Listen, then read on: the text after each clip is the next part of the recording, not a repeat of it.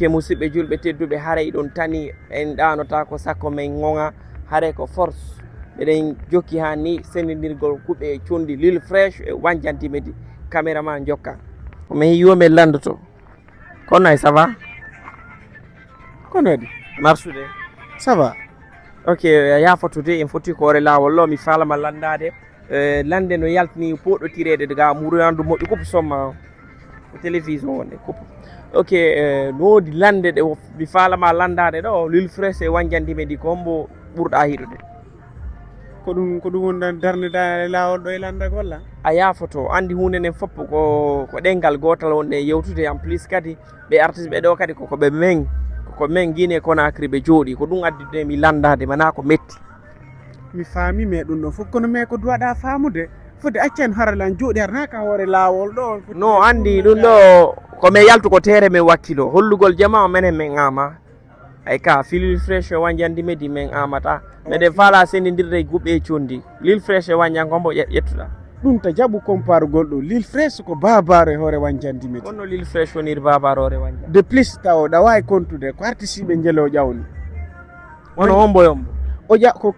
ni ka wonɗe no ni en plus andugol Wandiantimedi wona menen andugol Wandiantimedi andugol mo moƴƴa ko nde wadno Lil Fresh featuring musidɓe julɓe tedduɓe haray ɗon sifude Jama TV en direct haray musidɓe julɓe tedduɓe haray koyen ɓurtu ɓattitade téléji moɗon ɗi min ɗanota komin wakkiloto sendidire guɓe e condi ɗon tani o fanjo Lil Fresh ɗo ko holli ɗo kon woko kanko ƴawni Wandiantimedi wono honno o taw Wandiantimedi waɗi clip kaari o waɗali clip o taw o waɗi clip clair kono mais attiragol e fulɓe ɓen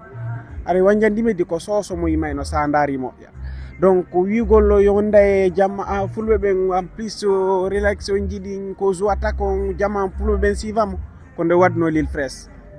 ndaaru vidéo ji ɗi moƴƴa sa yi tun a famay a menen ko ɗon men woni musidɓe julɓe tedduɓe haray ɗon tani oɗo ko fanjo Lil Fresh moƴƴi oɗo na sama kala himo renseigni seeɗa mi ɓuuri tañinade ɗe andi nde Lil Fresh no harana Lil Fresh non ɗo wawi himude musique Lil Fresh seeɗa to joni himi seeɗa min fam dara caméra o hima min miɗo mari wadere si a memide to mi soppete hay doguɗa mi jokkete ko o woni nden wadere ay donc grand aray yiɗa faydi ɗum anagol fandi ko Lil Fresh ko grand joan miɗo weltanimo mo welalan kadi o fait naturel aray ko ɗum woni c'est sa yi ɗum noon honno woduɗa ko conseil à Lil Fresh no Lil Fresh min ko mari mi innamo nini taw jaaɓu ɗumannagol wonɗo wo taw tewto haala wano hombo wano mon onon ɗon ukkituni lawgol ɗon contre laɓe on yejjitino ɓenɓe fof ko Guinée yemɓe on yejjitiɓeɓe fof ko haali pulal ɓe haalata sen fottanode a wawano wolde ɗo ko falla ko minen min ala okkadirde ɓe mais sendidire woni guɓe condi no seedi ɗon joni noon a holli faale ma ko na minen wajotoɗa ko Lil Fresh wajotoɗa non ko onon par ce que onon ko onon ukki ni sa calcule ɓen harano yewtude ni sa calcule ɓe waddino featuring ka ko artiste ɓe fof honno woduɗa ko wiya Wandiantimedi yo waɗu doy hoore makko Lil Fresh la même chose ɓe fof ɓe waɗu doy hoore makko ɓe andita ɓe fof ko haala wota ɓe haalata